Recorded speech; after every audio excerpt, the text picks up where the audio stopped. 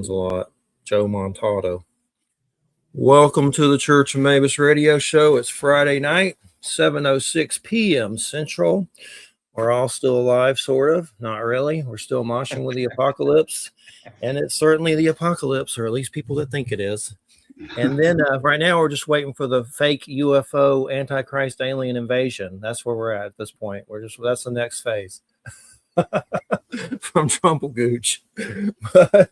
But anyway, Kevin LaPorte, good to have you here, man. I know we were going to interview one point. You were sick or something, and then there's one point. Well, no, it's James Aquilon. I was supposed to have on that a kidney stone. So sometimes crappy stuff happens. We know that, but glad to have you here, and great to do this interview.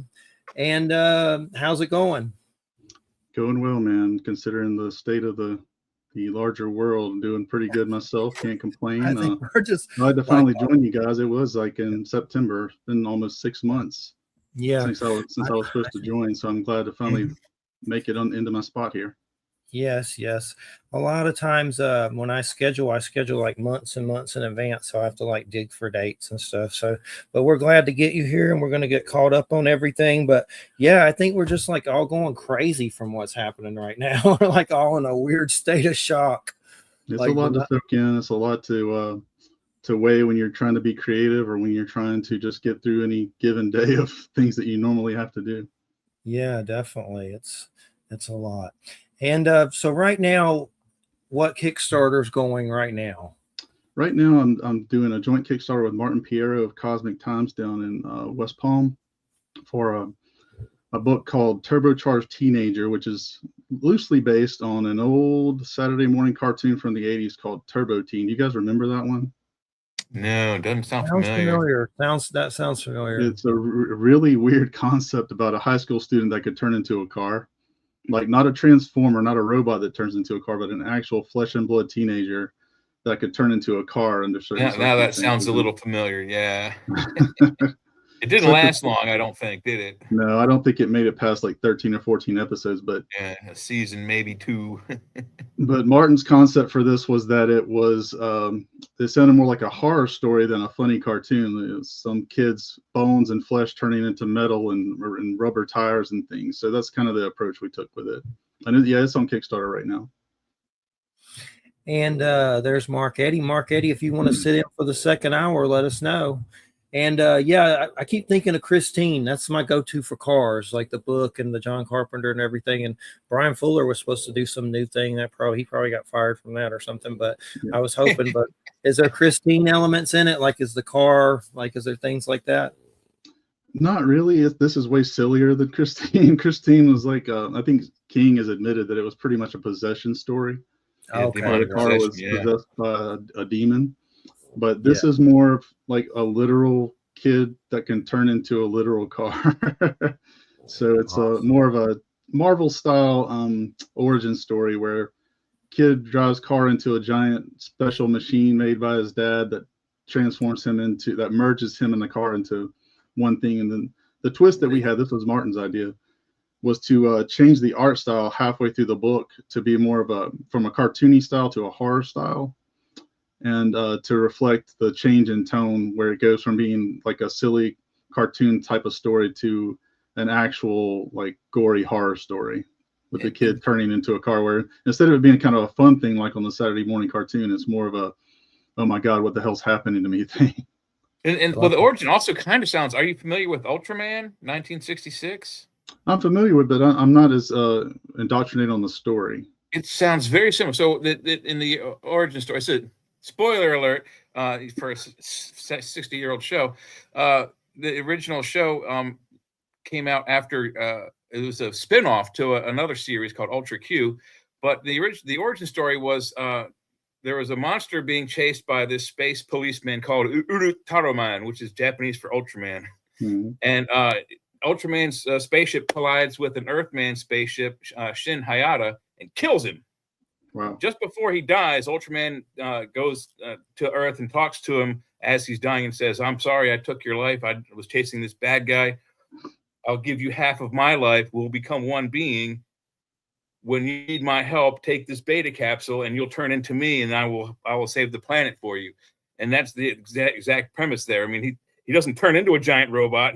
He's half the robot and half the robot is him, and they're one entity. They share. It's a complicated story, but it's going on in Japan. They're along like season like 38, and it's still going. Kaiju. Yeah. It's classified as Tokusatsu Kaiju. It's a science fiction monster series. Okay, cool. Yeah, this is on a much smaller scale than that, but it's similar. There's a little Hal Jordan Green Lantern origin in there too. Yeah. Okay. Same premise. Yeah.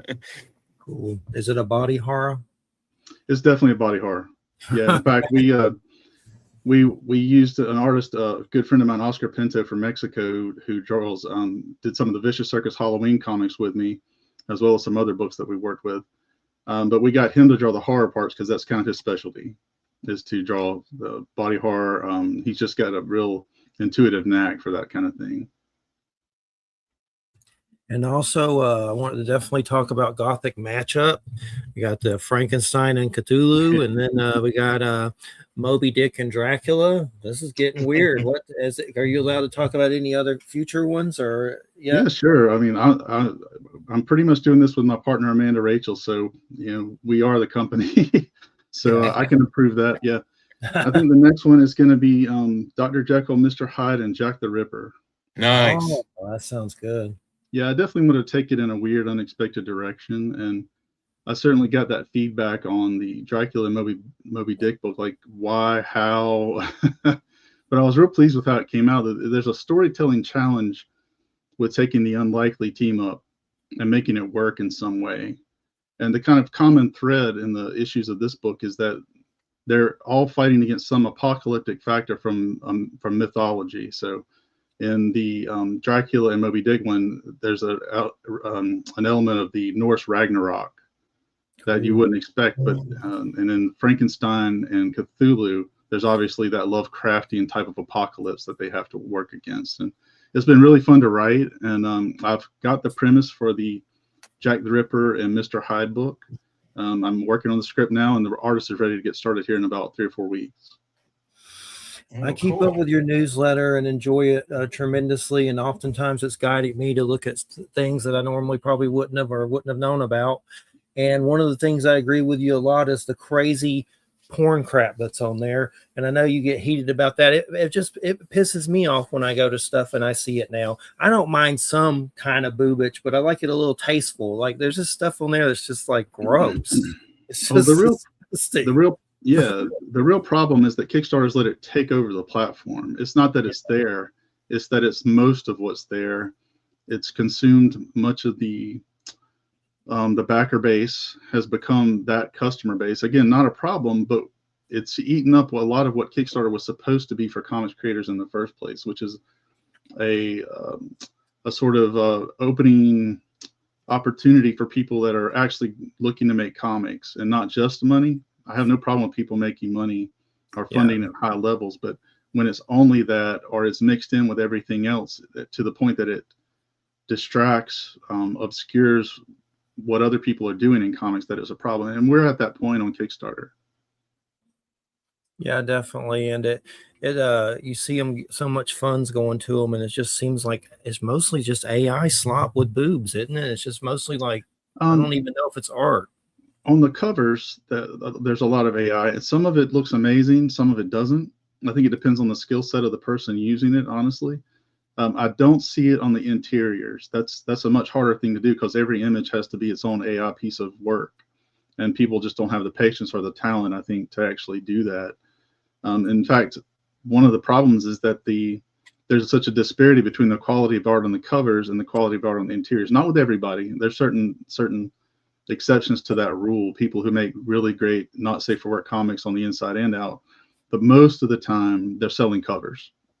And again, more power to anybody that's an entrepreneur that's making money that way, but it's shut out so much of the other opportunities for comics creators on Kickstarter. It just consumes so much of the pledges. I think I was really digging into the numbers last year in early 25. It was just so time consuming, but I think at that point, Not Safe for Work comics were occupying about 40% of the amount of comics on Kickstarter, but more than 65% of the money coming through Kickstarter for comics.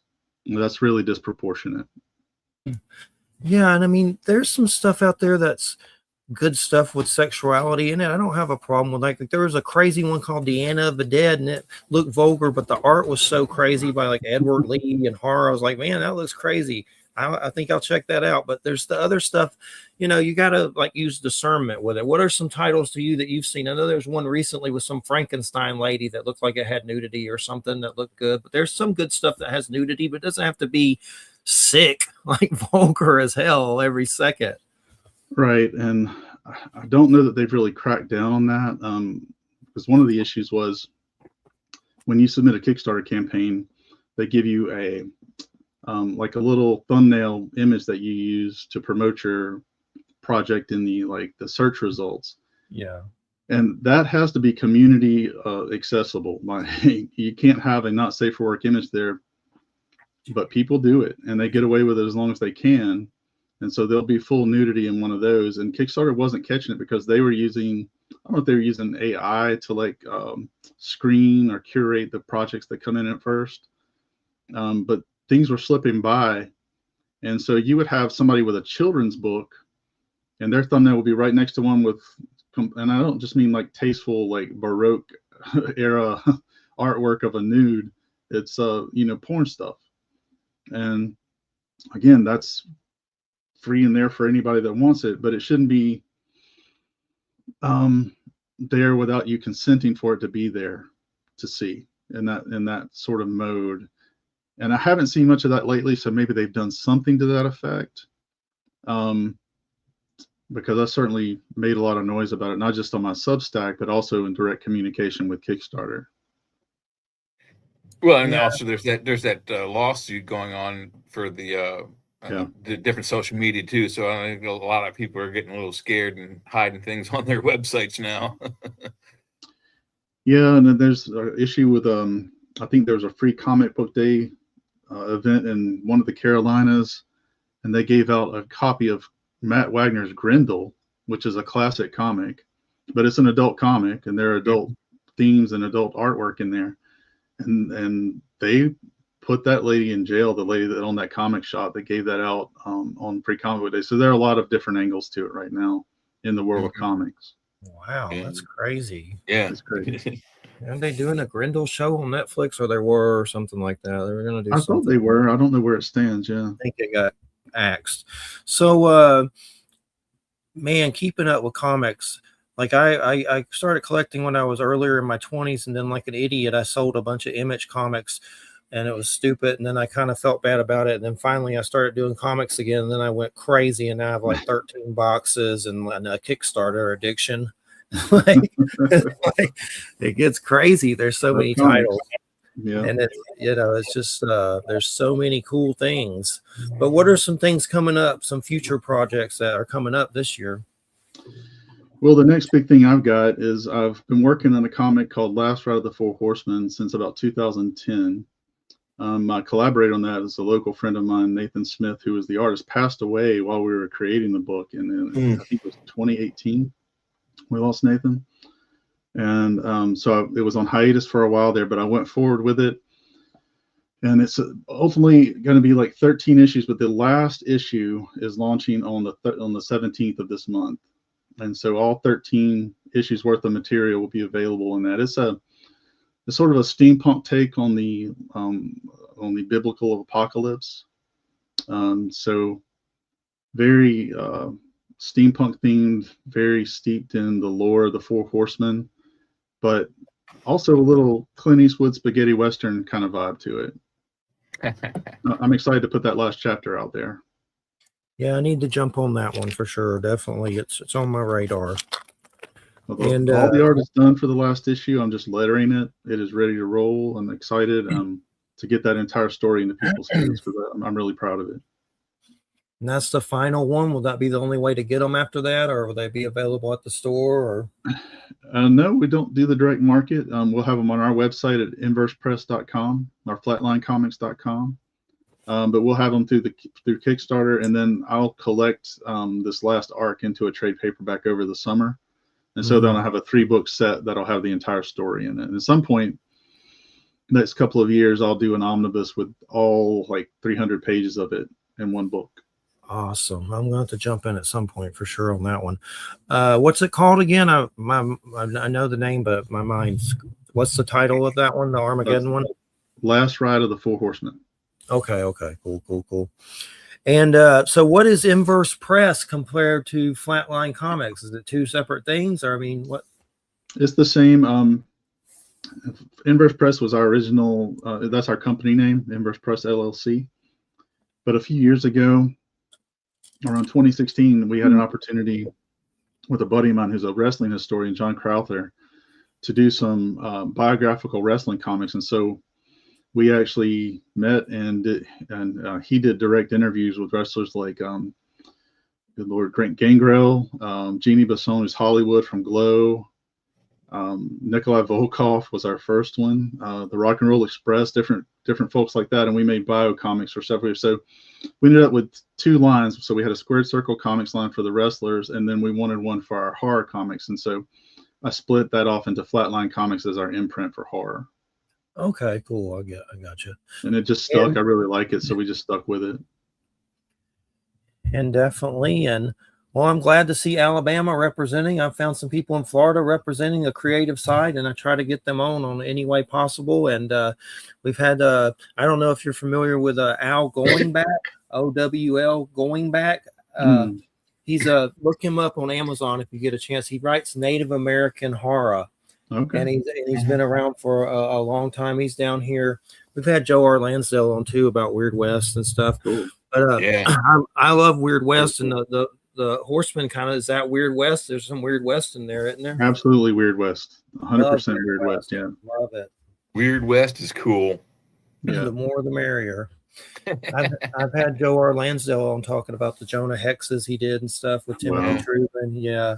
I have a tattoo. I railed him on Batman Beyond and Batman animated series, so it was good. Yeah, he wrote some of those too. And yeah, that was a good one. And so I'm kind of curious, what made you start loving comics? What were some of the first initial titles that you grasped onto as you were growing up? Wow, it goes back to the 70s, the mid 70s, and the spinner racks at like the convenience stores and drugstores. And me too. Just as a little kid, back in those days, I was in 76. I was probably, well, I guess I was 5, and I discovered the Hulk. And those comics back then had a really dark edge to them, at least for that time period. And it just felt like I was reading something I wasn't supposed to be reading, because he would get so mad and just destroy everything. And as a angry little tantruming kid, it seemed like I could relate to that. Yeah. And so I started reading the Hulk, discovered Spider-Man through that. I don't know if you guys remember the Color Forms play sets, the little vinyl appliques. I think about those sometimes. And my mom bought me that Spider-Man one. I'll never forget it. And I started reading Spider-Man comics from that. And about 5 years later, a friend introduced me to the X-Men, and then I was done. That was it for me. I've just been an X-Men guy ever since. Even they're kind of in a lull right now, but I've been an X-Men reader. And then, of course, as a teenager in the 80s, it was such a perfect time for comics with Watchmen, Dark Knight Returns. Just go down the list of the incredible timeless comics that were made in the 80s. The Chris Claremont run on X-Men. Oh God, yeah. Yeah. Those are the 90s. I was collecting most of the Marvel books, most of the X books, the Spider books, and in DC I was grabbing mostly Batman, and I got the first year of Shazam when they redid Captain Marvel. But the 90s was the artwork and the storylines for the X-Men, and for the most part Spider-Man too, really, really got good, and especially when they got to the crossover where he acquires the black spider suit. Oh yeah, very cool stuff. Yeah. Secret Wars. Days. Yeah, Secret Wars. Thank you. Secret Wars at Kroger, begging for it to my mom. Fantastic Four. I remember The Thing, the little spin-off series from Fantastic Four, The Thing, and begging. I was always begging. Still am. And the thing is, back then when I started, I was begging for 35 cents. That's all it took. Oh, now, God. I think my first Spider-Man was probably like 15 cents. No, I'm no about 5 kidding. years older than you, so I had a few years head start. Oh yeah. And I mean, comics now, I keep up with some DC, some Marvel. I try to keep from Dark Horse. And there's some, Image and stuff. I'm really liking the EC comics stuff that they're redoing, the EC comics, And what are some titles now that you keep up with? Do you still keep up with X-Men to this day? I do. Right now, I think they're not in the best spot, but I do enjoy Gail Simone's Uncanny X-Men. She's just one of the best dialogue writers in comics, and she makes it a lot of fun. She gets the characters and gives them the voice that seems familiar to me, but she makes it feel new in some ways. So I've enjoyed that one. The new Batman series with Matt Fraction writing it is so much fun. I like Absolute Batman too, but I'm a kind of a traditionalist when it comes to the characters. And I like that they've kind of gone back to the roots of Batman and not just grim, but also has a life as Bruce Wayne that's fun to follow along with and not just total grim dark. So I'm reading those. I keep up with the Energon universe over there at Skybound at Image with G.I. Joe. I'm a G.I. Joe nerd since '82. And the Transformers book. So it's really good stuff that they're doing, and surprising how they keep that fresh. I got them all, and those are amazing. Those are great. Cobra Commander series. I was like, y'all needed to keep that one going forever. That was really good. Well, there's a huge revival in the G.I. Joe market right now. Is it Eagle Moss? Eagle Moss or Factory Direct? One of the studio prop replica companies that broke up from Master Replicas is doing like the Mego dolls, but better. Wow. So they got they're doing right now Space 1999. They're doing Battlestar Galactica, the original 76 run of Battlestar Galactica, new Cylon Raiders and the Vipers. Wow. And I think they're doing some X-Men stuff over there too. And that's Mego style toys. Well, the 12-inch old school action figures, cool. but they're much better. And I think they got some GI Joes up there as well, and like one or two. But I think they're just started on it, so there's more to come. I'm hoping. So look at it's either Factory Direct or Factory Entertainment and Eagle Moss. One of those two is doing it. It's really interesting to me. There's been a revival in that sort of thing in general because I did weirdly a rewatch of Space 1999 over the past couple of years, and then I saw where there's a company doing a 3 3/4 scale like the 1980s Joe's Eagle from Space 1999. That thing is like 3.5 feet long and totally detailed inside and out, and it comes with the little O-ring figures of the Space 1999 astronaut. So I can't justify adding one more toy line to my insatiable collecting, so I didn't get it, but I wanted to. Yeah, I'm with you on that too. But there are two lines or two companies doing the Space 1999.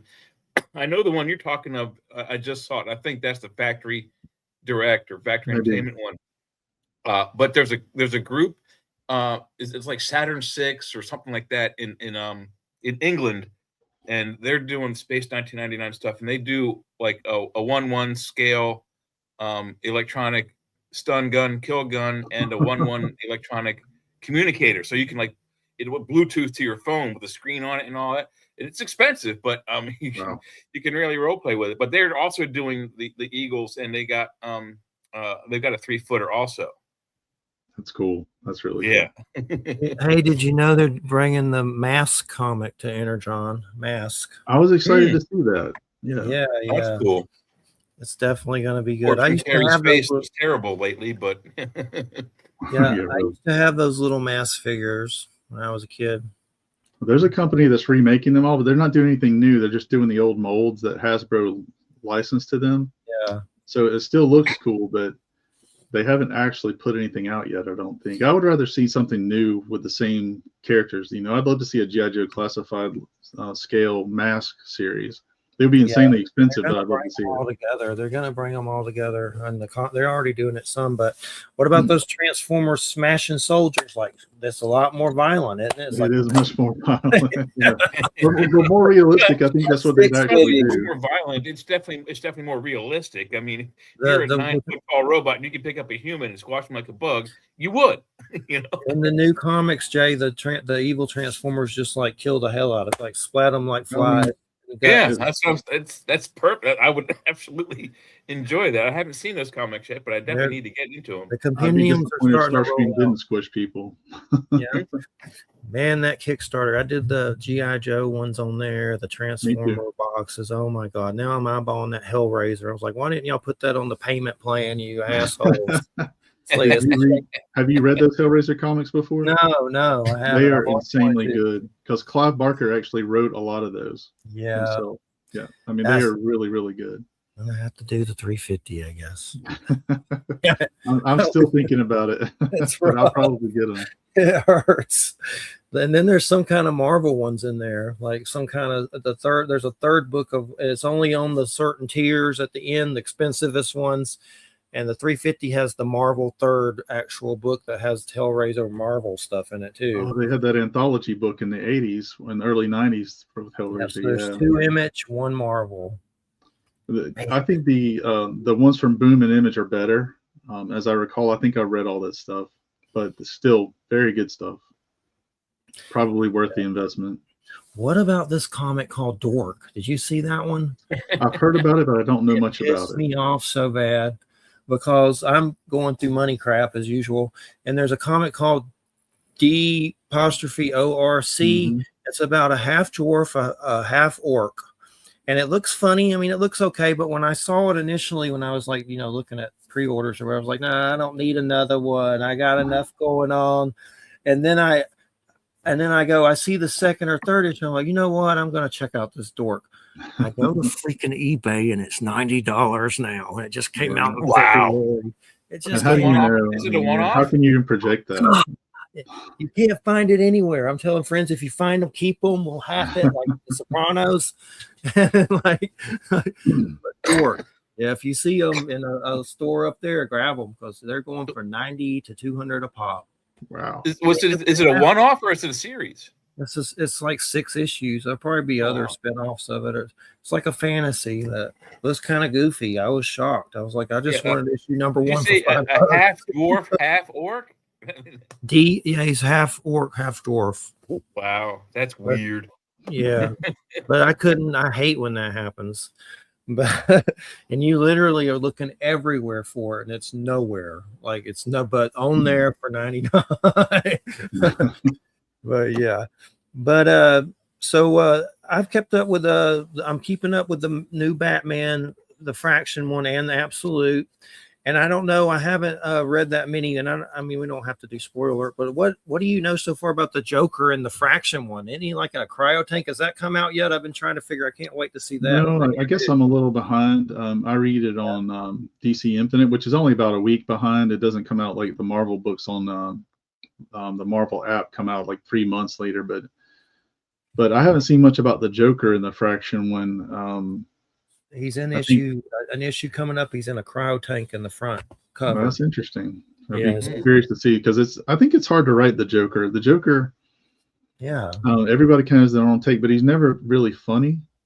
And one thing I noticed was that in the Batman Deadpool crossover books, that the guys that wrote that, including Grant Morrison, who did the DC version, made the Joker really kind of funny and still scary. And I think that's a hard thing to pull off. But with Deadpool there, it somehow made the Joker more funny than usual. And I really enjoyed that instead of just weird and scary and cracking corny jokes all the time. Yeah, I need to read that. Grant Morrison doing Joker's got to be good for sure. That's a hell of a book. Well, and also one of the Joker's main themes was he'd make you laugh until you died. And that's extremely hard to do. How do you write that? I mean, how do you write stories where he's making people laugh so hard that they eventually have a heart attack and die? And you only do that once or twice, you know. The Joker now is kind of like the Terrifier clown, like ripping faces off and crazy. You know, he's a lot. That's a great comparison, actually. Yeah, there's some similarities. I know the guy that plays him. He hangs out on my Facebook, David Howard Thornton. But I love those movies, but they're rough to watch. Like, I don't watch them over and over. I'll watch them a couple of times and maybe once again, you know, whenever. But those scenes in there, those are rough, man. That's an understatement. Yeah. It's sawing her in half. What's the one with the cryo tank thing or whatever? What's it called when you freeze things or whatever? The cryo tank is correct. Yeah. Yeah. He freezes a dude's head and breaks it. But yeah, I enjoy them, but they are rough. But so you do writing and illustration, or just writing and the company? I'm just a writer. Yeah. My partner Amanda is the illustrator for Vicious Circus, and she's working on the next issue of that as we speak. But I have a team of very reliable artists that I've worked with for years. I talked about Oscar Pinto's done some work on the Turbocharged Teenager book with us. But he's done covers and interiors for us for many years, and we just did a book called Dark Woven that we kickstarted back in January, and I'm working on the script for the second issue of that right now. Awesome. Do you have are any of your artists from the Savannah College of Art and Design? I am sure that I've worked with somebody in the past. I can't remember who it is, but it's not uncommon to run across folks who did go to SCAD. Yeah. Yeah, I'm one of them. I didn't go for sequential arts, but they did have. I don't know if they still do. They rerouted all their curricula last time I looked. They even got rid of my department, video, wow. which was carrying the school for a long time. But they used to have sequential arts, which is comic book, and some of the initial the first season or the first year of classes, man, they had some real good talent in there. And even in the painting and illustration departments where most of my friends were going to school, even they were, comic book, savvy writer, or at least illustrators. So it was an excellent environment to hang out in. And music wise, I grew up outside of DC. The Bayou discovered AC/DC. No one ever has gone to see the nightlife in Savannah, Georgia. They have some of the best night live music you would ever have anywhere. Yeah. It's fantastic. Is there going to be a Vicious Circle Epstein crossover? I see they hunt child abusers. That might come in handy. I don't know if I want to step into that mess. Give it a few years before comic books. But in spirit, what he's referring to is that the clowns of the Vicious Circus go after child abusers specifically instead of after children. So they're like nightmare horror clowns, but they kill abusers instead of like Pennywise eats children. Ours are exactly the opposite. They're still horrible. They're still violent, but they go after the bad guys instead of the kids. Nice. That's the best way to go. The Dexter route. Yeah. Serial killer. Yeah. And so what are some things? Is there anything else coming up that you can talk about? Any other ones? Let's see. Working on the next couple of issues of that really weird Deep Space Lovecraft book that I did. It's so much fun to put together, where we I'm taking word for word the short stories of Lovecraft, the first person stories of Lovecraft, and sewing them into one long narrative where it's like the narrator for each book is the same character, but set in like a retro futuristic science fiction story. And so it's the same main character in every book, but the story changes, and I use Lovecraft's words, but I have to change up the sequencing just to make it feel like a comic.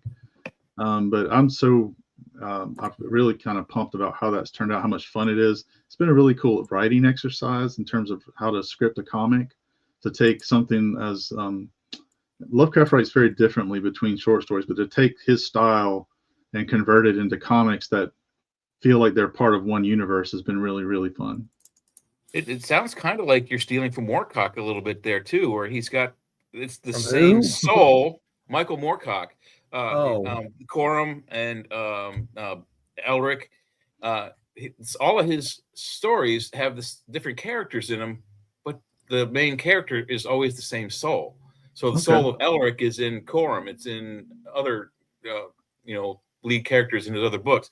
And so the soul is different stories, different types of stories throughout the same universe, but it's all one dude.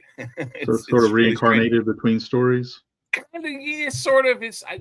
I don't know how to explain him like that, but it's not so much reincarnation as like it's the soul just travels between these different people somehow. I don't know how he worked it, but I used to have almost all of his books, but almost 90% of my library didn't convert over to the new house. But that's okay. I'm starting to pick them back up. I could see how the sci-fi thing could work with H.P. Lovecraft with the creatures and stuff, because they are kind of sci-fi. They are in a lot of ways sci-fi horror, Yeah, kind of like the Twilight Zone series from the 60s. The further he got into his writing career, the more kind of sci-fi they got in terms of his stories, and until there were actually alien abductions in a few of them.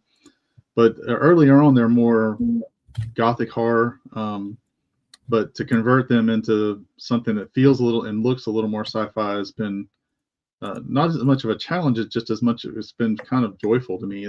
Science fiction is kind of my sweet spot. Hard science fiction, alien, things like that. Event Horizon, and so to kind of come along with something like that with a totally different aesthetic, because this is definitely retro futuristic, has been a lot of fun. Event Horizon was going off in my head right before you said it. Oh yeah. I know there's been some comics with IDW of that. I haven't read them, but I have them. I've heard it's really good. I've actually got them in the house. I have not read them either, but I've heard really great things about it. They're doing a prequel to Event Horizon. There's supposed to be some kind of prequel. Oh, wow. A movie at some point. There's a point. lot of untapped potential there. That's an insanely underappreciated horror movie. Yeah, that's so crazy. That Sunshine one was pretty good. It's kind of like that, but that was Danny Boyle. Yeah. 28 Days Later. That's a hell of a movie. I think Chris Evans is in that, and Cillian Murphy. That's a wild movie. We just saw 28 Years Later, The Bone Temple. It was good. Those are crazy for sure. There's Jason Momoa zombies running around with their schlongs, but other than that, it's still pretty good. But no, Ralph Fiennes, I never thought I'd see him in a zombie apocalypse movie. He's like dancing around and doing all kinds of crazy. But yeah, those are good. I like them. You never know what Voldemort's up to in his free time. I mean, yeah, especially now. Everything's so creepy, scary. But so I don't know, man. Well, I know what I was going to ask you about. Absolute Batman. Man, some of those have shot up in price. If you miss those, you're crap out of luck. But what's going on with the Joker in that? He's he's kind of like the It Clown now or something in that, isn't he? Or something? Because he has like a human form, and then he turns into almost like a lizard type of form. Yeah. And, it's really bizarre. I think Scott Snyder has such interesting high concepts. He's good, for his characters, and the way that he's built out the Absolute Batman universe, with like all the villains being like his buddies to start with, and then they get twisted and changed over the course of the story. The only one that's not like that is the Joker, which I found pretty interesting. Instead, he's like this world dominating tycoon, like almost like a tech bro. He's rich. Yeah, and not like the Joker of the comics of the regular DC universe at all. So it's a definitely different take, and I mean you can always count on that from Snyder. Every iteration of Batman that he's written has had a different sort of Joker and a different rogues gallery and a different support system. So Absolute is definitely it's the ultimate evolution of that, because it is dark, man. That book is super heavy. Which one? Absolute Batman. Oh, absolutely. Yeah, I need to catch up on them. That's I was keeping up with Superman and Wonder Woman in that one, and I started to do some of the other ones, but then I was like, I'm just going to keep up on these three for right now. I can't keep up with all of these. And then I was keeping up with what's the other one from Marvel? Their whole to do. They ended it early, which was kind of weird. I kept up with that one. Yeah, I kept up with that. I didn't get Black Panther, which I don't hate Black Panther. Maybe one day I will get it, but I was kind of like, well, why are y'all ending it so early? That's not a good sign, is it? Yeah, really kind of a strange decision because it was successful. Yeah. I'm not sure. I guess their creative team backed out or something, or had other obligations, and it didn't make sense to me either. One of the ones I like is the Philip Kennedy Johnson Incredible Hulks he's doing, those new ones. Those are good. Infernal Hulk, yeah. Yeah, that one, the first one, then the Infernal Hulk. He's doing a good job. I like those a lot. And I like the Immortal Hulk. But what happened to Donnie Cates or whatever? Is he out of the game for good? Do you know? He was in a car wreck. Yeah, I heard that. Right when he started that weird take on the Hulk that I kind of dug, actually, where the concept was that the Hulk was like a vehicle. The Hulk as a body was like a vehicle, but Yeah. Bruce Banner was like the pilot in the brain that was controlling the vehicle like a spaceship. And that was such a bizarre notion. And then he got in a car wreck, and it's like that's a concept you can't just hand off to another writer to execute because it's so weird. And so I think Was that Immortal Hulk? That was Immortal Hulk, wasn't it? That was yeah, maybe it was. Yeah, no, Immortal Hulk was the body horror one that Al Ewing wrote, where he kept getting blown up and he would just be like destroyed tissue and still walking around. Yeah. I cannot remember the name of that particular version of the Hulk to save my life. At some point, but yeah, he ended up, as I understand it, he ended up with brain damage from a car wreck. Oh man! And I heard that he will be making a comeback. I read something to that effect recently, and hopefully that's the case. Hell of a writer. Yeah, that's really sad when stuff like that happens, but hopefully he does a comeback. And there was a Thor one he did too. I have those, but didn't read them. They're supposed to be really good too. That he did. I think that was the Herald of Galactus. Yeah, he did a Venom too, but those are too expensive. I had to omnibus that one for sure. There's a point where you collect comics so much, you're like, man, I need to go to the omnibuses. This is just crazy. Like when you try to, like mine need to be organized, and it's like out of hand. Just the boxes and stuff. It's not good. Is that comic back there is that your comics from the company or your private collection right there in the room with you, right behind you, the other side? Oh, this is our inventory. Oh, okay. That's our own hand inventory that we use for shipping. Yeah. That's all Flatline Comics and Inverse Press stuff. Yeah. Awesome. I had a massive collection that I had built from the late 70s to the late 90s. And I sold it off at one point, and it's a big regret of mine. But in there, for sure. But it was a lot to carry around. Back there, if you ever need help of an experienced forklift driver, I've got 17 plus years experience on it, so I got you covered. I'll make a note. So the main reason we do the show, we do everything. It's kind of like a freak show carnival, but the main reason we do it is UFOs and paranormal, because I've had some stuff happen to me after testicular cancer when I was 17 and my father's death. And I'm kind of curious, so you're in Alabama. Is that where you were born? Yeah, I live in Fairhope now on the east side of Mobile Bay, but I grew up on the west side of Mobile Bay, just north of Mobile. Yeah. I have a lot of relatives there. I used to live in Jopa, somewhere. It was in the woods. But that's Alabama. But yeah, Florida's the same way. But I'm curious, does the paranormal come up ever? Have you had any experiences? Is it something you think about a lot? It's something I think about a lot, but I'm pretty much a total skeptic, just myself. But we actually did a podcast like 3 or 4 years ago for a couple of years called Ain't No Such Thing. And we talked about southern cryptids for the most part. Awesome. And I actually, our partner Erica Heflin and I wrote short stories around a lot of those cryptids and horror stories from the South. And I actually collected those into a novel last year called Baptizer. That's it's a 16 chapter book that includes 10 stories about southern cryptids and hauntings. I think I saw that. Is it on the site for sale still? Yeah, it's on my website. Yeah. Okay, I'll check it out. Flatlinecomics.com. So that was a lot of fun. So we definitely spent a lot of time with it. There's these repeated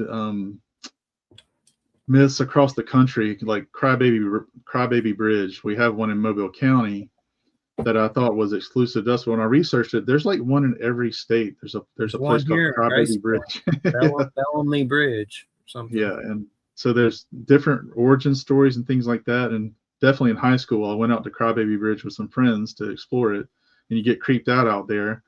But ultimately nothing really happens. But yeah, so definitely fascinated by it. I've just never personally had any experiences.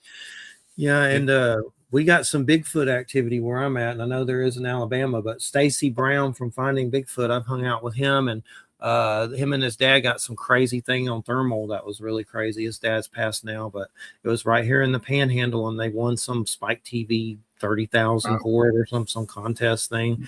But yeah, we got some Squatch down here, and I know Squatch is in Alabama for sure. So is that a skunk ape or a Sasquatch? I swear I saw the thermal video, and it looked like a caveman or something running through their backyard. Hopefully it wasn't one of them, but they won 30 grand with scientists and stuff. It was one of those things from that 28 Days Later movie. Yeah. I know. It's like, man. The one good thing I do like about the research is that a lot of people come in like yourself as a skeptic, which is great, which is perfect. We need those kinds of, clear thinking people. But within time, almost every skeptic becomes a believer. You got John Mack, J. Allen Hynek. Let's see, the guy that did the it starts with the C files. The Condon report. He was a skeptic. 3 or 4 of them right in a row there. Some of the research, there's just so much, just complete eyewitness stories on Bigfoot that it has to be true. I've seen him up close and personal, and the reason why Jeffrey says he looks like a caveman is because they're hominids. They're just like us. The face is 100% human. They're just extremely tall and wide and smell like the Dickens. And they can probably pick a 6-foot human up and throw them about 10 or 12 yards. Easy. Well, I saw something about the Native Americans on Facebook, and it was artwork and stuff telling a story about the Stick Tribe. And the Stick Tribe, they look like Neanderthals in the woods in the pictures, but they would throw rocks and sticks at you, and that's why the natives call them the Stick Tribe. That's typical primate behavior, though. Yeah. But man, what's going on right now with UFOs? The reason why it's a serious subject, and I always try to have humor with it. And I'm someone who's seen UFOs and weird beings with multiple witnesses. And it could have been a government frying my brain with a laser showing me hallucinations. I don't know what it was, but I saw it. But I still don't know if it was really an alien or what the hell it was. But anyway, the big thing is with that right now is when you have, and we're not going to get into politics, but when you have the whole thing coming out about the military generals saying Trump's anointed by God and Revelations is coming because we're doing Iran, and a lot of the soldiers are getting upset and complaining and writing some organization. When it comes to the UFO subject, I have some concerns we always have about Project Bluebeam and fake UFO alien invasions and things like that, where they do holograms and stuff like that. Like there's a story supposedly where they were going to show a hologram over Cuba of Jesus and cause unrest. And they were going to send an Allah hologram into terrorist cells so they'll confess. Like they do stuff like that. They have crap like that. And but my concern right now with the UFO subject is Trumplegooch is crazy enough to do a fake alien invasion to us.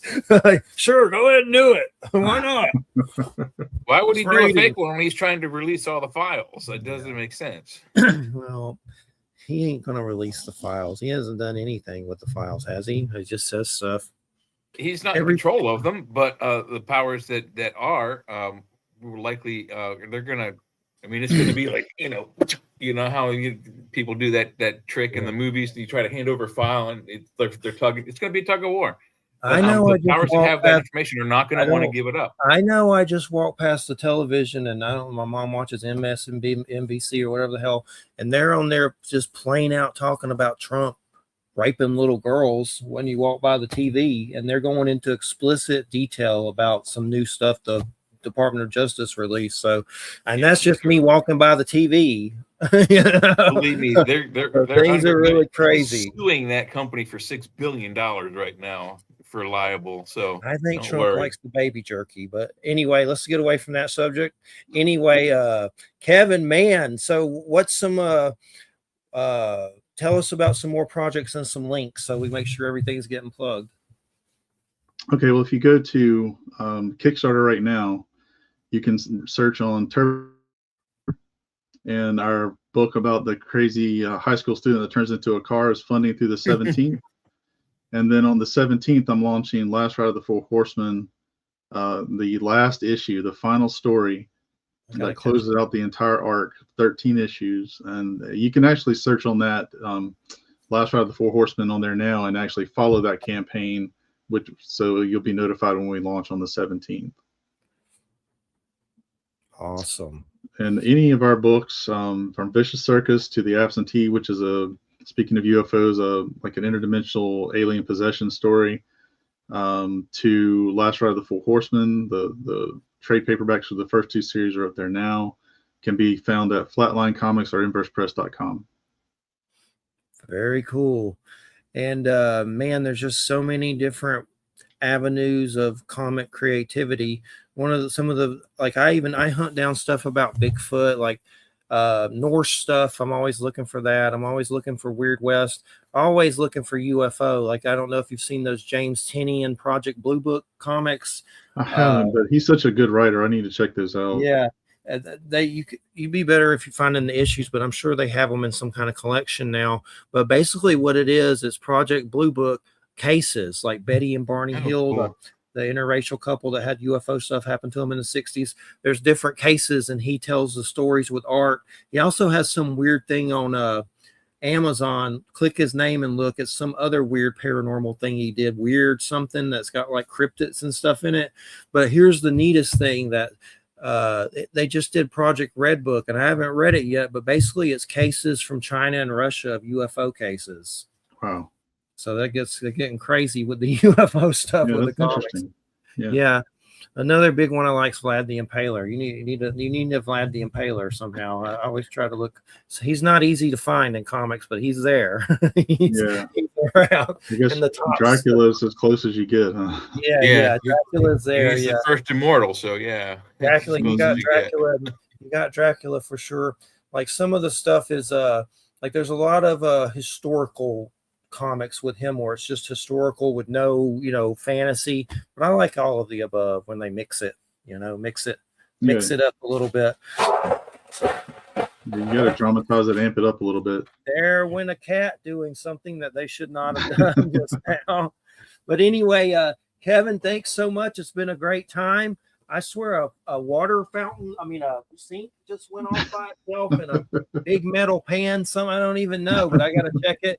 But thanks so much, man, and we'll get you on again, and we appreciate it. Thanks so much. And thanks. Nice talking to you guys. Have a good night. Yeah, thanks, Kevin. I'll keep promoting it to help out. I love it. Take care, man. Take care. Have a good night. All righty. Let's see. Who is in the kitchen? Somebody in there? Somebody. Yeah. Ghosts and demons. It's cats being crazy. Demons. But cats being cuckoo. What we paid them for was loud, whatever it was. Man.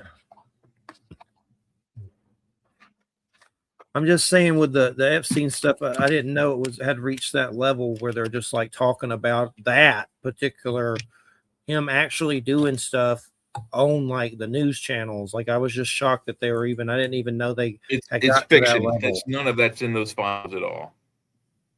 And why did the Department of Justice just release something saying he did it? And it's from the Department of Justice. Don't trust MS now. They're full of shit. They got canned off. They got split off from NBC, and NBC got rid of them because they were lying. Are you a Fox News now? Is that what you? What do you listen to? Fox News? You don't listen. I watch Fox, ABC, CBS, NBC. I don't look at CNN. CNN kind of sucks too. I don't watch any of them. And I gotta watch all of them so I can get everybody's opinions. You want a guy that tells the truth? And he's a former, I'm pretty sure he's Republican, Black Scout Survival. He's on YouTube, and you ain't going to agree with him, but he is like ripping Trump's ass up, and he is as right-wing as you can be. But he's a survivalist. Well, that's why I won't like him. I'm centrist. I'm in the middle. Yeah, he's less about the right or the left. I'm in the all sides can kiss my ass. That's what I'm in. And our own government can kiss my ass. I don't even like them. So, and now I certainly don't. I don't like any of them. Why don't you go give some syphilis to some black soldiers there, USA? Yeah, that's what They like already to did do. that. They've I already done know that. it's what they do. They just MK Ultra everybody up, drug us. They gave blankets to children, women, and children, American Indians on the Trail of Tears, laden with chicken pox or smallpox rather. Killed them. This is just so stupid. Oh my gosh. What's the things going around saying that Iran is whooping our butt? Like there's weird Facebook posts. Who's saying that? Over MS there. now? Yeah. They're getting their asses handed to them. Just like news. Their Air Force is gone. 30 plus of their Navy ships are at the bottom of the Persian Gulf.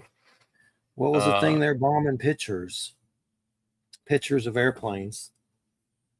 Where Iran drew pictures of them on the ground and they got bombed, just like pictures. It's on my wall.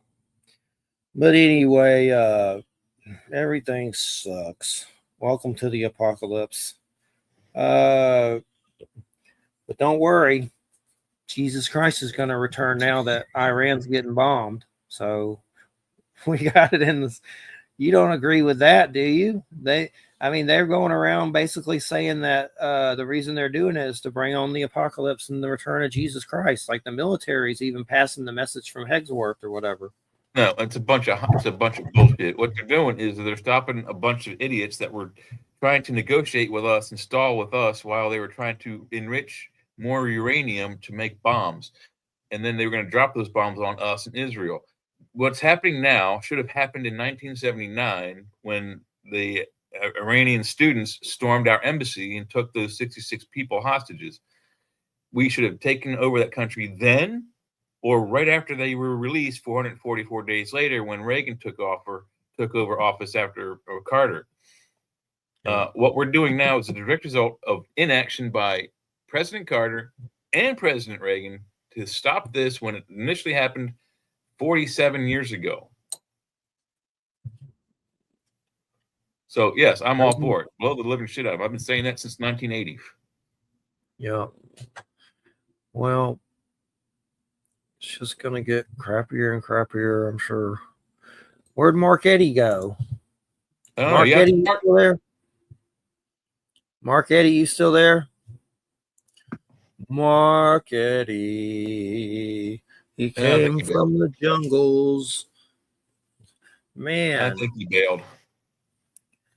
I have to go get a weed card Monday. I thought you already had one. Nope. I have to go get one. But I have to get it because I'm on probation. Wait, isn't it recreational in Florida? Medicinal. Only medicinal? Oh. Yeah, I'm on probation now. Never thought I'd be on probation. Wow. I'm a tough guy. You're a bad guy now. You want to be a bad guy? I'll show you a bad guy. It's the biggest. Say hello to my little friend. It's the biggest money racket I've ever seen in my life. Oh, gosh. That and DUI. Yep, I got a buddy that went through that. For a first offense misdemeanor, a $750 fine. I have to pay $70 a month for 6 months, plus $40 a month for 6 months for the probation office, and then $25 a week for 8 weeks for anger management. It's horrible. It's just insane. If it wasn't for donations, I guess I'd be going back to jail. I have to pay it every month for 6 months. You have to go. You have to check in. I'm talking about just for a little, hardly nothing. Someone called the police because we were loud, and it was just a little scruffle, but it's hardly anything.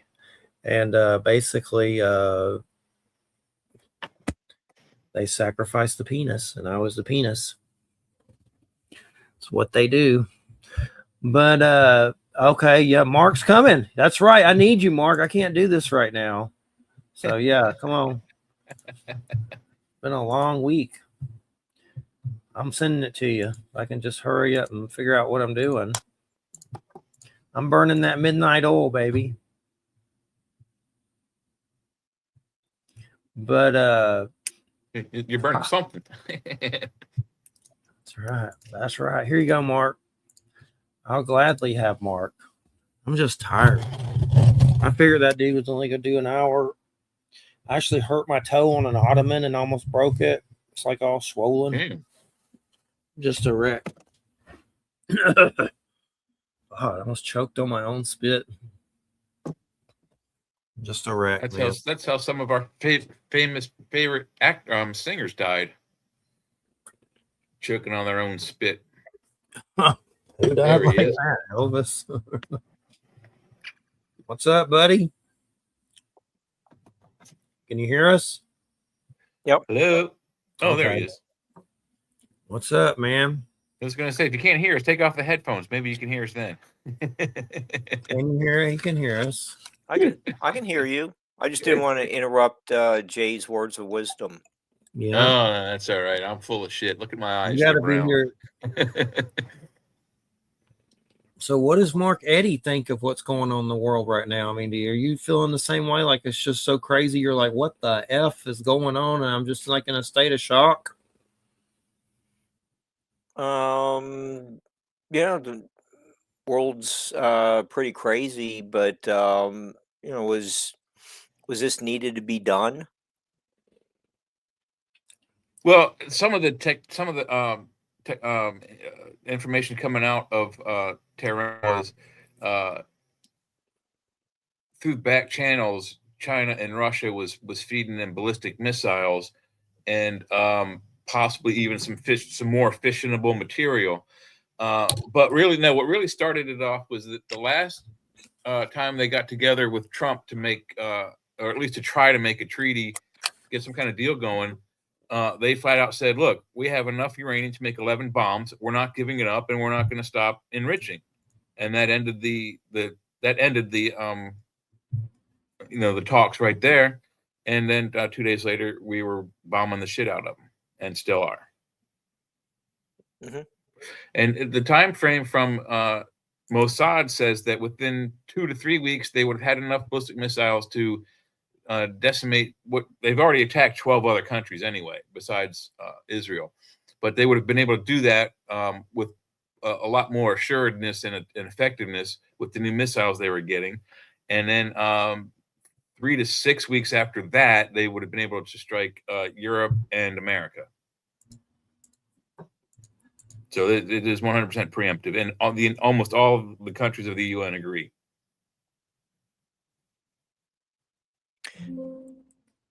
Has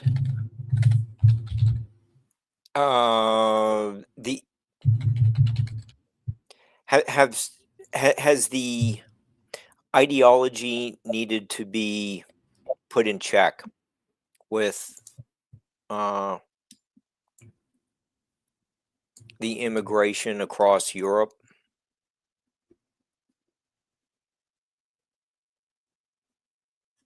Do what now? I'm confused. I'm about to put a picture up with the immigration across Europe. Yeah, and the spread of radical Islam.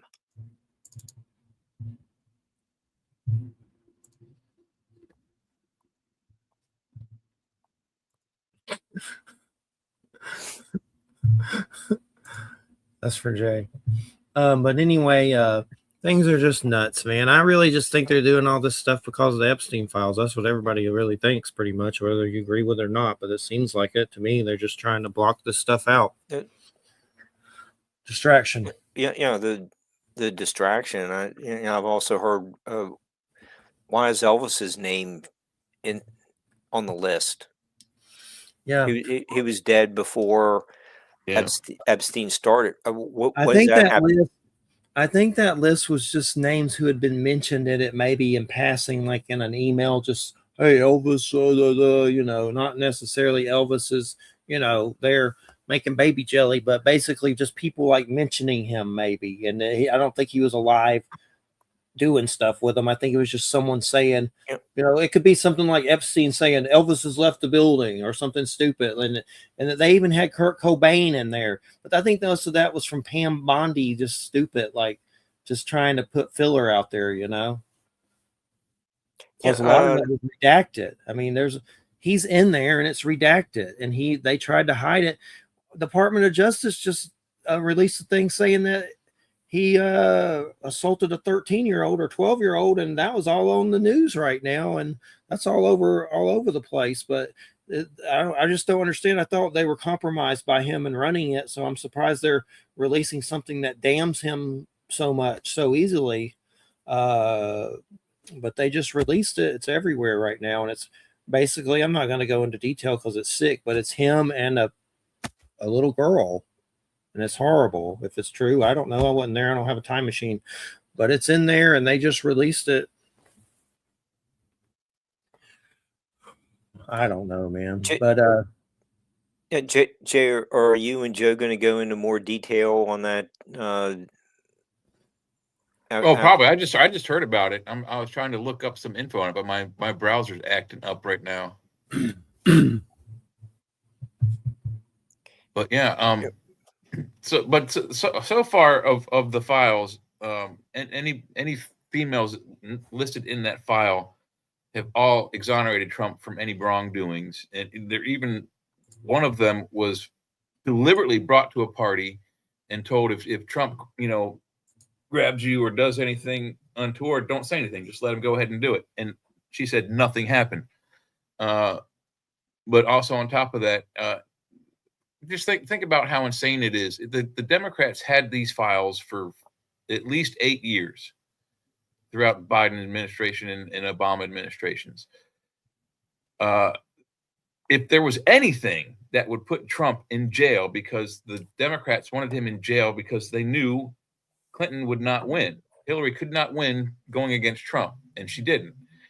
Had they had information in those files that would put him in jail for child molestation, he would be in there, and Hillary Clinton would have been president after Obama, not Trump. it's because they're all complicit in it. All of them, even the Clintons, they're in on it on some level. They're all. Even Epstein said he worked for the Rockefellers. They're Rothschilds. All, the Rothschilds. I was thinking of a comic book called the Rockefellers. Yeah, almost all the properties that he owns are linked to them as well. And basically, they think he was a front for a shadow government or billionaire elites that they all do this. Every one of them, on every side.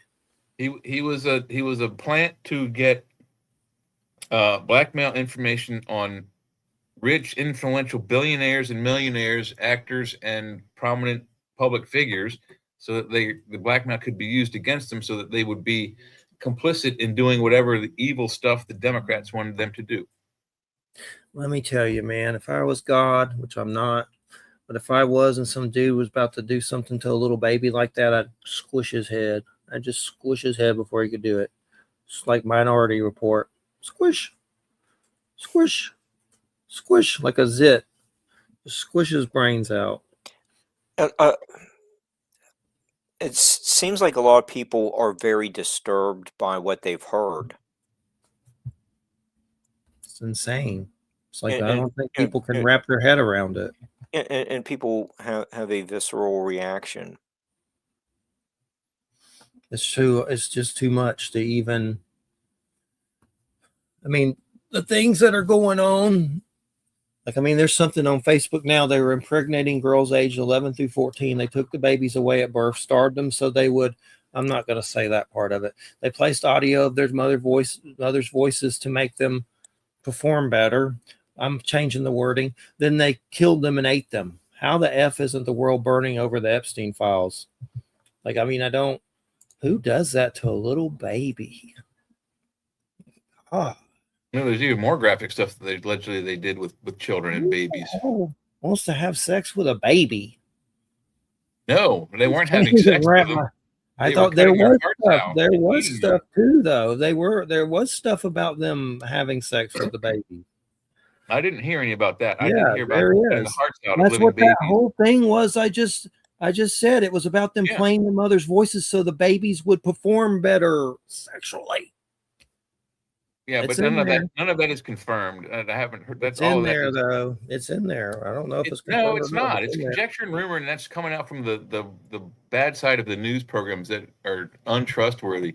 If that's trust me, if that stuff was in there, there'd be a lot more people going to jail right now. It's not that part of it's not mentioning him, but it's in there. That's what they just said. The only thing that I've heard that was confirmed that was in there was that there are reports of live babies having their hearts cut out while they were alive and being eaten. What they did with the baby. I saw a video on Instagram. Anyway, he's gone. He left.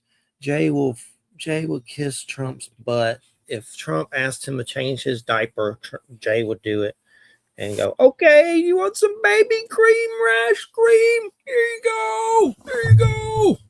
Anyway, he didn't have to hear that. He's not here, so he didn't, unless he listens later. Anyway. What else is going on? How are the all your critters? They're good. Everything just seems weird, like energetically. I mean, who knows what's about to happen? Is a nuke about to go off? Is Terminators from Russia about to kill us? Is China about to come in? Is there about to be some Iranian dudes on flying carpets dropping grenades on us? I mean, I think they feel the energy and they seem like they're acting kind of weird lately. Like they're nervous. It is that feeling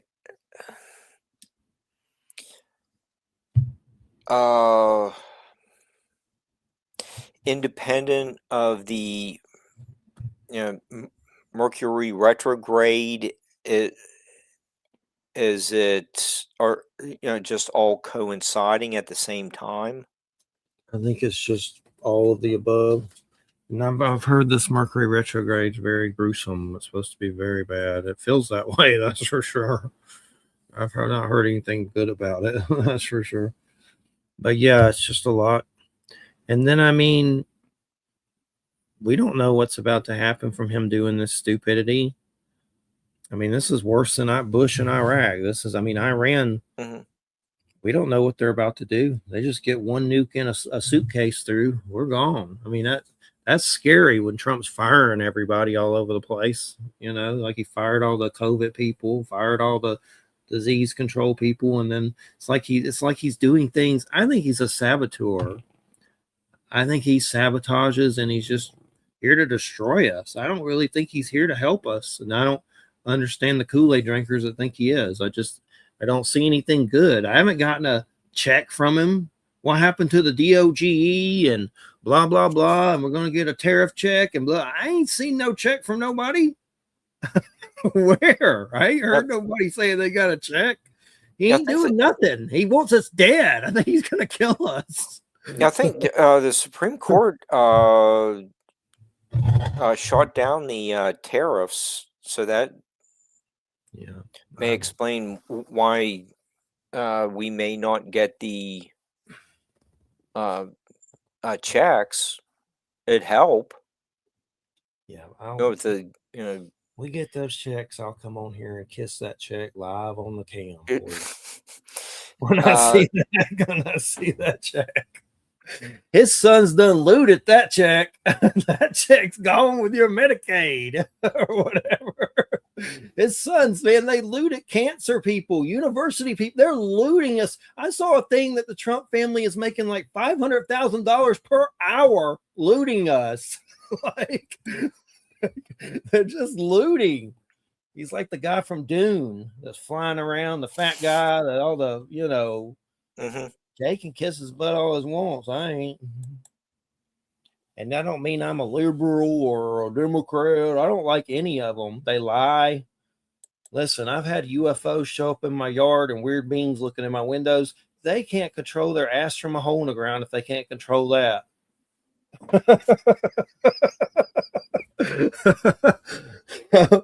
Let me tell you.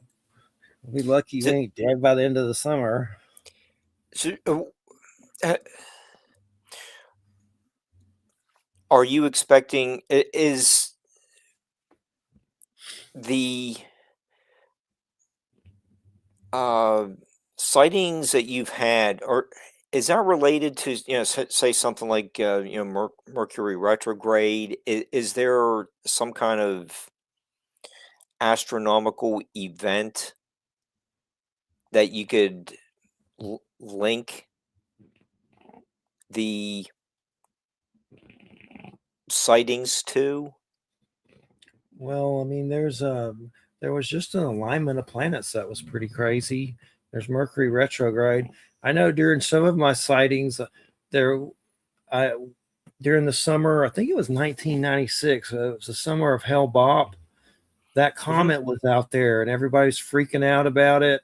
And I had a lot of UFO stuff happen during that summer. And I also went to see Okay. Marilyn Manson, Antichrist Superstar that summer. So that was crazy in Atlanta. But I saw Hellbop, and then I saw the Heaven's Gate guy, Applewhite, on TV. And for some reason, I saw him on TV, and I didn't know who they were at all. This is pretty crazy. I shouldn't tell this story. I do it anyway. But anyway, I was tripping. And anyway, a tear went down my face for some reason. And I was like, who is this guy on TV? And then it said they were all dead and they went to go meet the comet. And I swear before I came inside, I was meditating on that comet and I saw a bunch of white lights go towards it. And I don't know if it was them or what it was.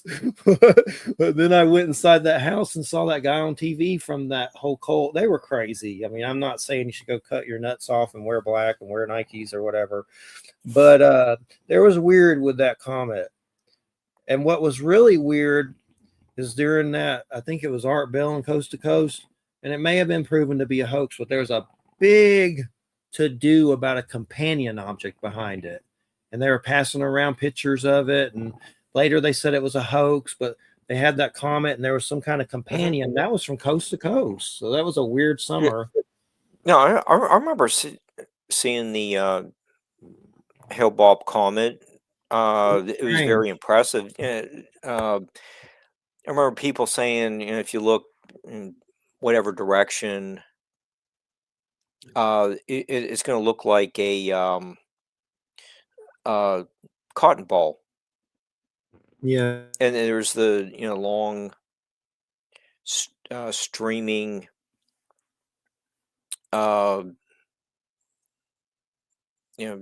tail. I don't know if we've really seen anything like that since then. We don't, comets aren't that frequent within someone's lifetime, but I can see where people would get Crazy. Interpret something like with a doomsday kind of connotation, but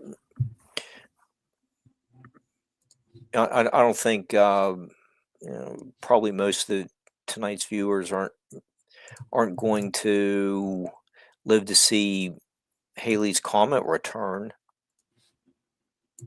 I think that comes around every 75 years.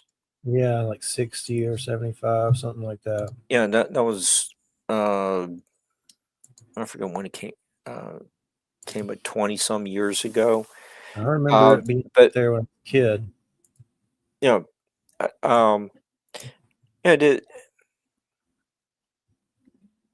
I just wonder what people how people long ago interpreted such celestial observations. Were they seen more of an optimistic sign? Well, it's interesting. We were talking about Eric earlier and Trump and Mabus in that show. When I don't know if you listened to Eric, but supposedly when Mabus dies, the comet will run. and he thinks Trump is him. And I would be curious if something happened, if he croaked or whatever, if what would happen, because that's how the prophecy goes. And he broke down Trump using Trump and it is Mabus, and it's pretty articulate. Even Wham, thinks there's something to it. Even Jay does, and he kisses Trumpelgooch butt. So that's pretty interesting. Eric thinks Trump is Mabus, the third Antichrist. Mm-hmm. Today, boys and girls, on Fox News. Yeah, was it has the Mabus character ever been identified? Like as a person? Is that the one where people aren't sure who it is because it's somewhere in the future? I think what Napoleon and Hitler seemed Napoleon was the first, Hitler was the second, and Mabus is the third Antichrist, supposedly. The remission.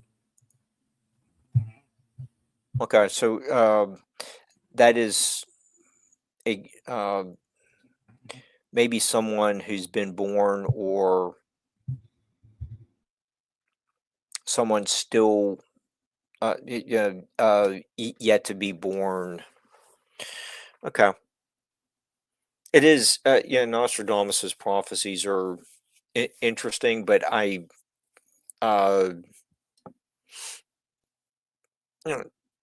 some of them are kind of vague. I don't know if we can. There's something to it, but some are precise, others are kind of ambiguous, but the three antichrists are pretty. They seem more like defined characters. Yep, and someone said they've seen documentaries putting Trump as a third. Lately we've had Penny Bradley on. If you go to Rumble and look up Penny Bradley, Church of Mabus, they're on YouTube too. She claims that the elites put together this weird play, and Trump is the beast of the apocalypse, and that was the part he was assigned of all this. And weirdly enough, I've seen things underneath posts, like regular political posts. I've seen Christians discussing, like amongst themselves, Trump being the beast. And it's like a normal post that you would see from Democracy Now! Or whatever, one of those Democrat kind of groups. And you're like, I mean, it even shocked me that they were just like, they were dead serious. I didn't know them from Adam, but they seem like just like regular Christians discussing that Trump's the beast of the apocalypse. That's where we're at now. So I don't rule it out. He seems very Napoleonic to me and stupid like that. Napoleon was smart in some ways, but in others stupid. But Trump is definitely that and very Napoleonic, and he's about to kill us all. So I don't know if he's the Antichrist, but he certainly is part of that spirit. I think Putin is. I think a lot of these, dictator jokers are. But I don't know. But he definitely. I just don't see this having a happy ending the way things look right now. It seems like a lot of people are in denial about it or something. It's like Germany. And everybody was like, "Oh, Hitler's not going to do anything." Oh, He's doing it. Chamberlain really missed that one. The weirdest thing is how people see him and they just don't see him doing anything, that everything he does is right. That's how Jay acts. It's like, at least have some discernment and weigh the odds. I mean, even if I was for him and sitting around like a normal supporter of him, something would still seem really wrong to me right now. I guess it does to a lot of them, because a lot of them are turning against him right now. I've seen a lot of right-wing radio hosts from that are usually MAGA supporters. They're turning against him and saying F Trump. And I've seen Sean Ryan say that. I've seen several, and I have to keep up with that crap for work, and they're turning against him. But by then, it's not going to be too late, because if he does what he wants to do, it ain't going to matter if you vote. It ain't going to matter if you don't like him. It don't matter. because he's already building camps. He's going to start probably rounding up the opposition. I wouldn't put it past him. What we're hoping is that the military turns against him or something. That's the only thing I see. Like, we need some rogue Navy SEALs or something What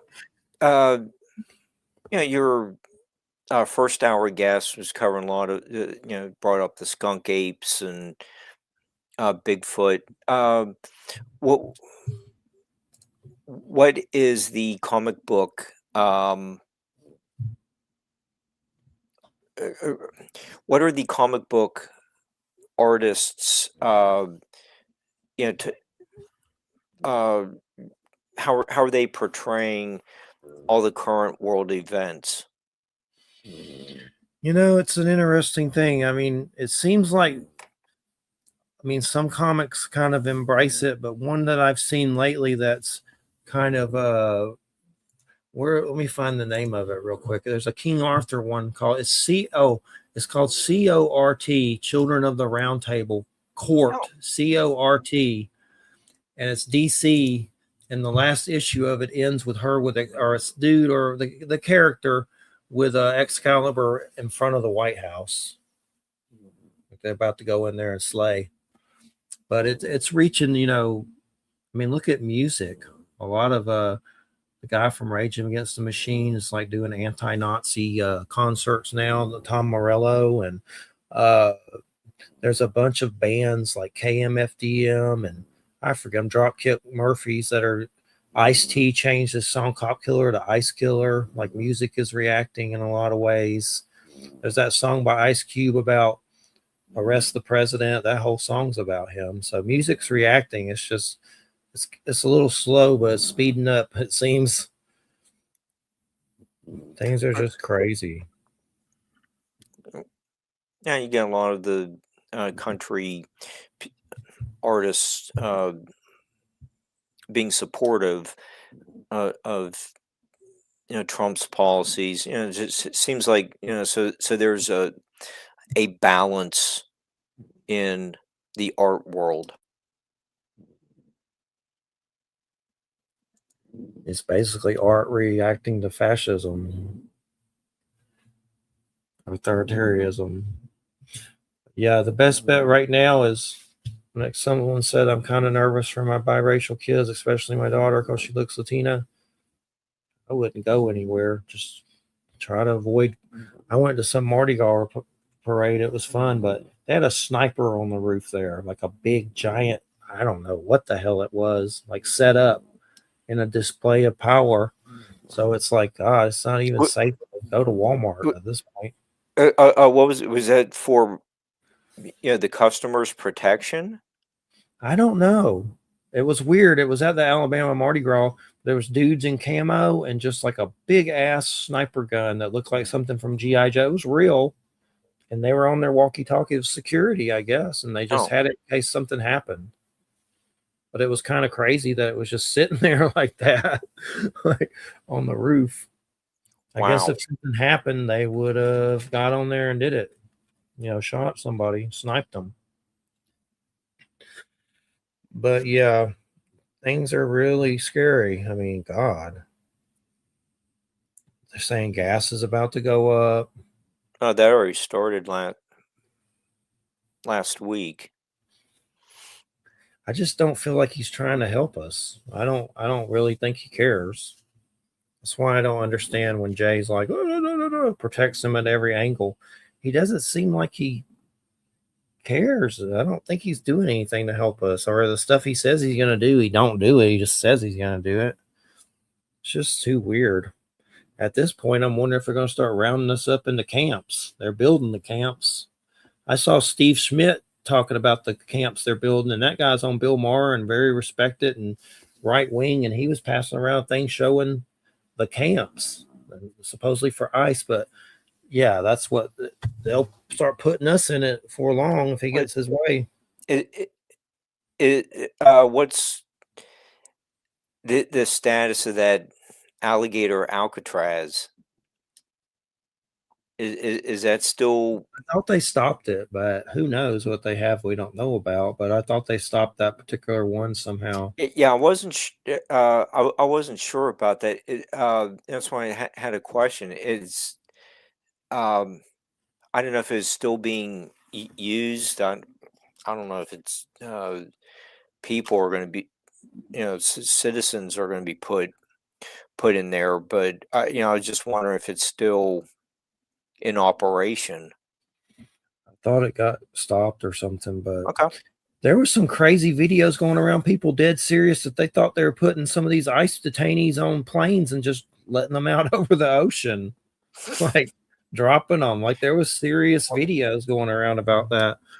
But who knows what's real anymore and How, what how, ain't. how much of that is just AI and psyop programs? Yeah, you Uh, don't know. There's so much y- crap. Can't keep yeah, up yeah. with. Penny's good at identifying things like that. Penny's great. Like, man, have you been watching her? She's just going off Yeah, on I'm Facebook. a little bit familiar with her and her uh, She's always going off. not Nachtwaffen shows that is that the right Yeah, title? yeah, that's it. Her Facebook, she's always raging against the machine. We've had her on twice. I want to get her back for sure. Penny Bradley. Hmm. And uh, she does present interesting insights. I don't know. I'm a little bit familiar with her. I'm not like a weekly watcher, but I have seen numerous shows of hers, and she does present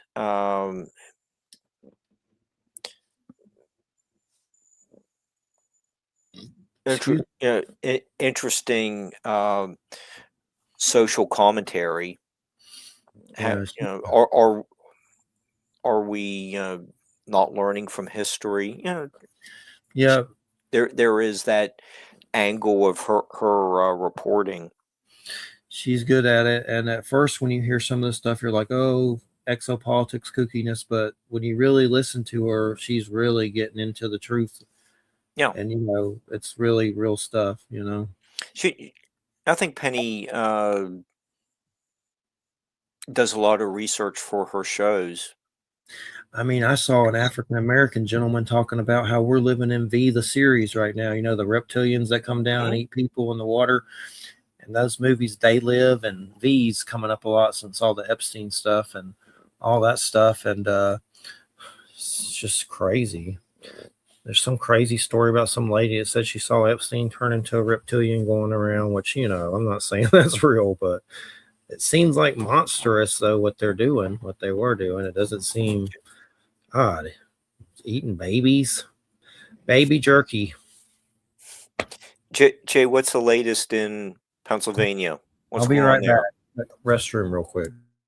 Well, not a whole lot's going on. The latest I heard this afternoon was that Shapiro is making another push to get recreational marijuana through the Senate.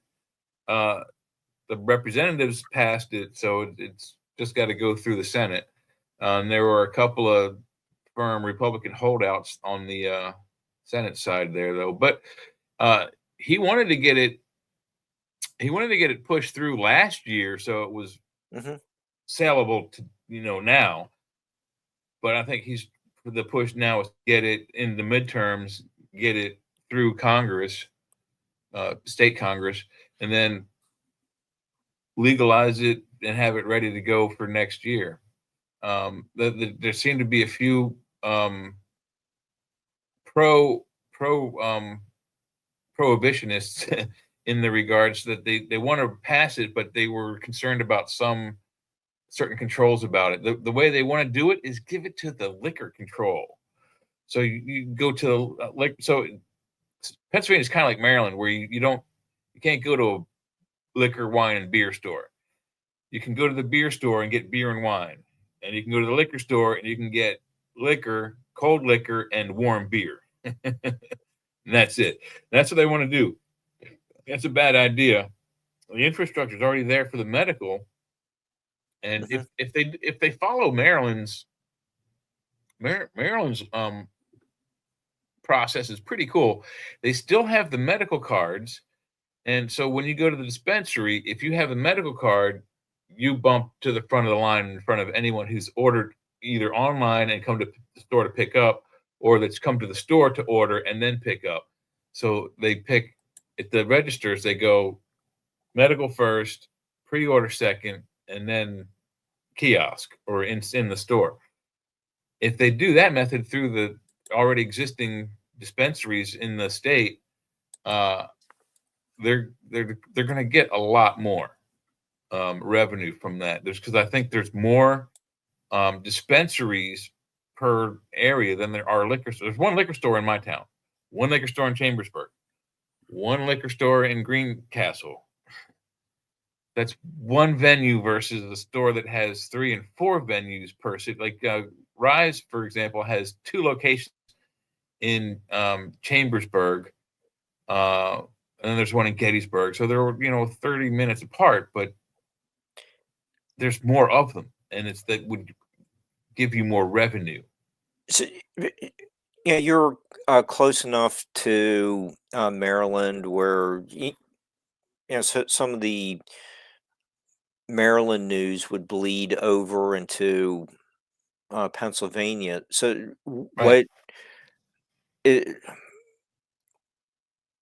what are you seeing that is more effective in getting the cannabis products out in Maryland?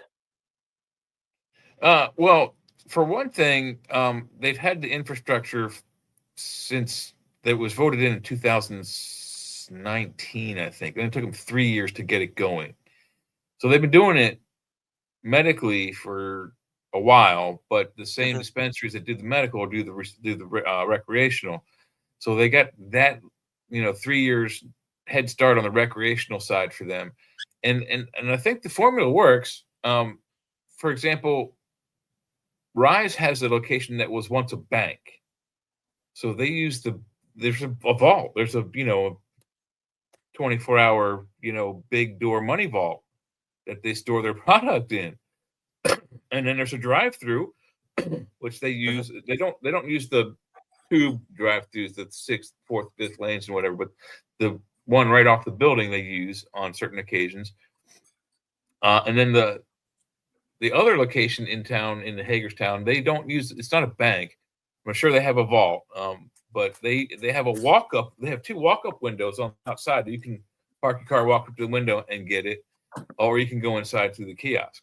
So they have a couple of. I mean, I don't really agree with it as a drive-through product, just my opinion. But the idea of putting it in the legislature that those locations that have a bank, a former location that was once a bank that they're using as a dispensary, is a much more secure location than a liquor store, which has maybe a small vault, just a small safe to put their registered tills in, and that's about it. They wouldn't have enough room to lock up millions of dollars worth of product. Have you heard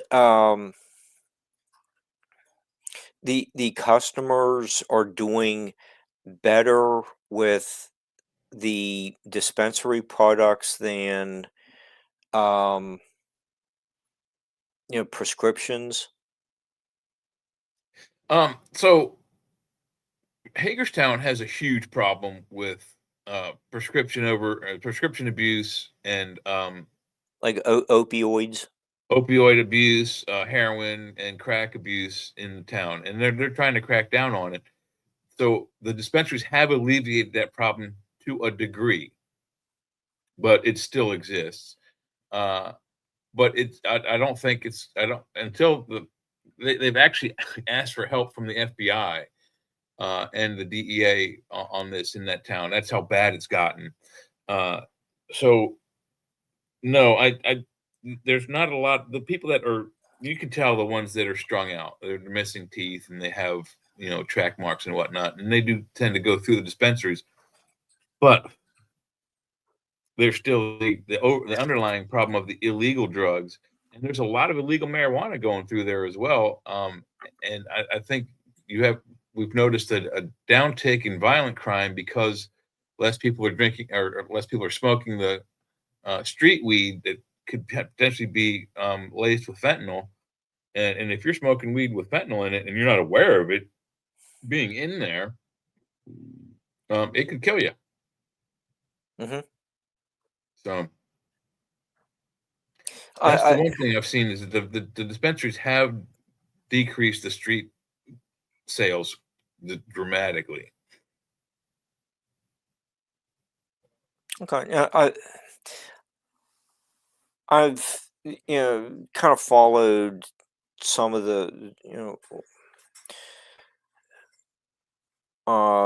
clean needle exchange programs, and it just seems like all you're doing is perpetuating an addiction, or you you might be I cutting agree. down. Yeah, the needle thing is that absolutely perpetuates the thing because they can come and bring their old ones and get new ones. Yeah. If it was a one way where they come and put their old needles away and they don't get any new ones, you might find an uptick in a few people dying of heart attacks and what is it when you don't get your drug Withdrawal.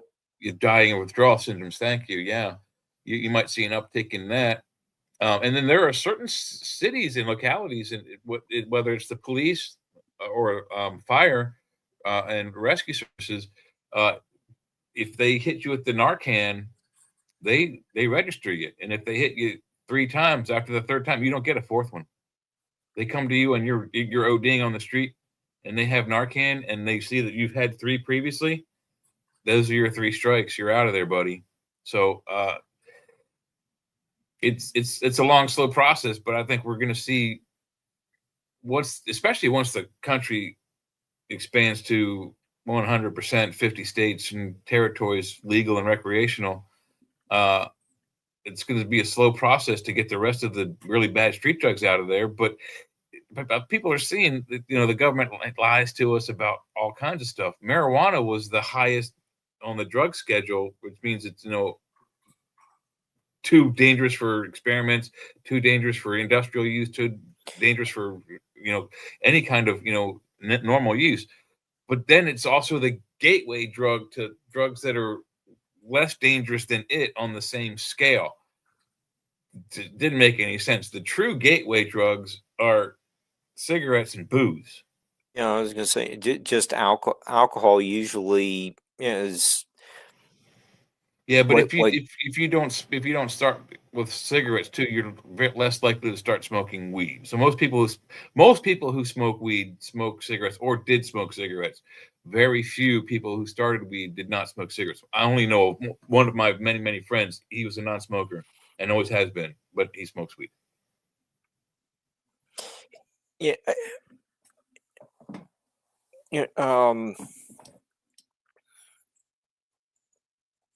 Have you ever been to like Amsterdam? No, bucket list for sure, definitely. Well, I mean, we have it recreationally legally here in many areas, so it's a different experience there because it's the culture. It's it's part of that red light district. Right. It's coffee and weed on one side of the street, hookers and strip clubs on the other. So, But but they also go together as well, and that I. I think Michael Schellenberger has an interesting book with San Francisco, and I think it's very informative book. I'm just looking for more information. Maybe those studies still have to be done about how much is like the dispensaries helping people who have had long-term illnesses, taking the same prescriptions, and there is no end in sight in ever uh, getting off the prescriptions. But is uh, cannabis doing something to greatly improve the uh, outcomes for the patient? I'd like I, I to. I think that is happening. I think you will start seeing those numbers soon, particularly Colorado being the first state to go recreational. You're going to see a lot of um, amazing numbers come out of that. But just from watching people in line, there's people that they have like conniption fits. You can tell, or they walk. They have a palsy. They walk funny. Uh, these kind of chemicals actually relieve their stresses from those poorly and badly bent bones that they have. Mhm. People that have fits that they conniptions, whatever you want to call them. It helps with those epileptic fits. People that have those, the Mhm. marijuana helps with them with that as well. uh, you're not going to see any numbers coming from pharmacopoeia except for the drugs that they make for those same illnesses, uh, spasms and people with palsies. The sales in that's going to go down. I I I think it's going to be interesting to watch, and because the Ohio Valley does have is basically the epicenter of the opioids. Um, you're still seeing fallout 20 some years later with the growing number of people living under bridges and Mhm. the homeless shelters. Um, I just, the the people had, uh, I would assume some of the population who lives under a bridge now had a work injury. Mhm. Then the doctor cut them off, and they needed the same molecule, and that was all, basically found in heroin, since Mhm. opioids and heroin are basically the same. Oh yeah. uh, and just drive just driving through town, you can see what how that product has really hurt, the opioid product really hurt people's lives. Yeah, and And big pharma promoted it big time. yeah, well, yeah, I'm very much aware that uh, doctors also would uh, Typical you know Dr. Feel Good. yeah, yeah, fill a product, or fill a prescription for you, and increase the dose. Yeah, And perpetuated a yeah, bad, and we're seeing the it bad results of that. I mean, this is yeah, 30, 40 years in the making, all of this. yeah, and you know you can read Death at Mud Lick.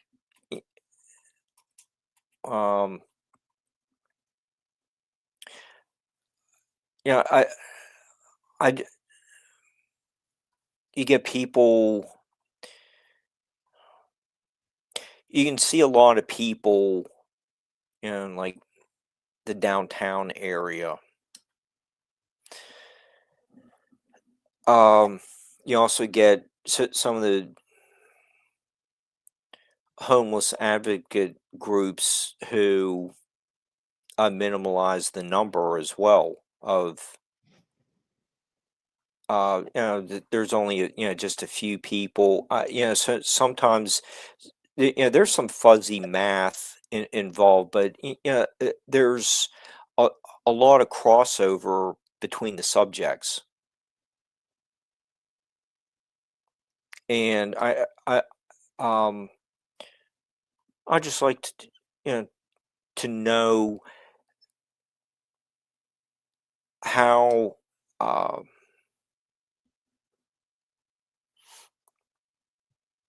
we're going to help people to get through this.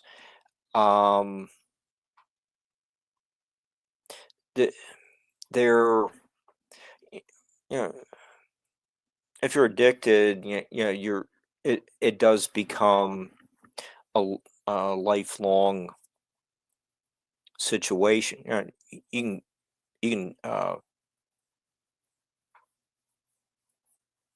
find sobriety, but you still have to keep it under control, or for the rest of your life.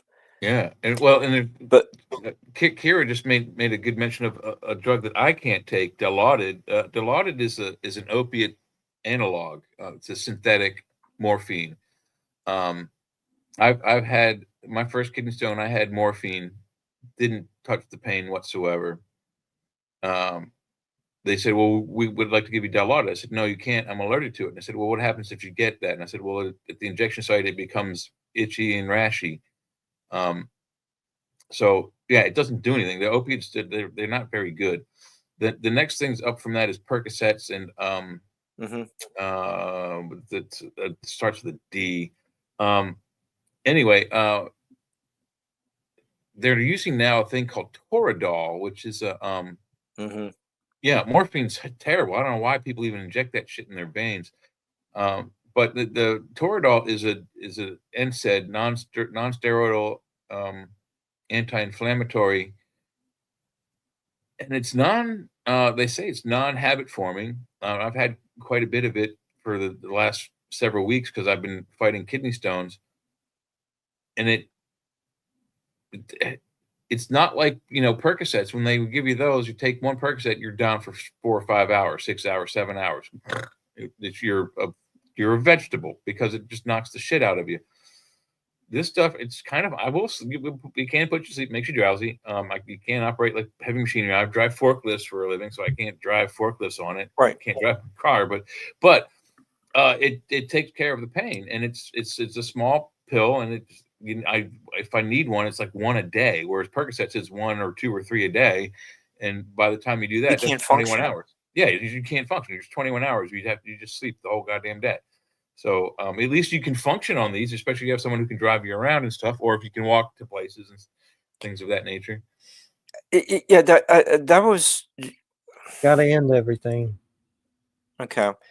But Yeah, thanks, Shay, for your information. I was just trying to contrast the traditional route versus what is being used today, and I'm just get some hoping grass, for the Mark. best for everyone. Smoke some grass, Mark. Yeah, out west is even way different. We can talk about that on another show. Here we go. This is United Public Radio 107.7 FM New Orleans. Make sure you check out our Facebook group. You can go to Church of MabusRadio.com. That's Church of MABUS Radio.com. It'll take you straight to our Facebook group. Everybody have a good weekend. We'll see you next week with Todd Blackwood, a comic guy that works with some very popular people in comics that I can't say on there, but all right. See you next Friday.